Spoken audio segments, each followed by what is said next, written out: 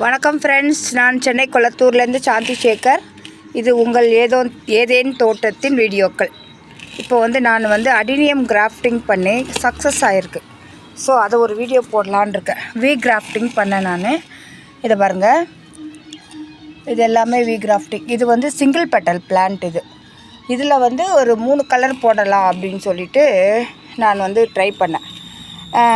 அது என்ன ஆகிப்போச்சுன்னா 2 கலையில் ஒரே கலரை வச்சிட்ருக்கேன்.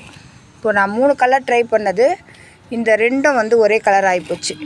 இது ஒன்று தான் இப்போ வேறு பூத்துருக்கு. ஸோ இப்போ 2 தான் இப்போது 2 கலர் தான் பூத்துருக்கு. நான் 3 கலர் ட்ரை பண்ணேன், வேறு ஒன்று மாற்றி போட்டுட்ருக்கேன். அதனால் இந்த 2ம் ஒரே கலராகவும் இது ஒரு கலராகவும் பூத்துருக்கு. சரிங்களா? 60 நாளைக்கு மேலே ஆச்சுங்க. நான் இதை கிராஃப்டிங் போட்டு 60 நாளைக்கு மேலே ஆச்சு. இது என்னோடய ஃபஸ்ட்டு, அதாவது நிறைய நான் ட்ரை பண்ணியிருக்கேன். கிராஃப்டிங் நான் நிறைய ட்ரை பண்ணியிருக்கேன். நார்மல் கிராஃப்டிங் போட்டிருக்கேன். பட் எனக்கு அது சக்ஸஸ் ஆனதில்லை, ஃபெயிலியர் தான்.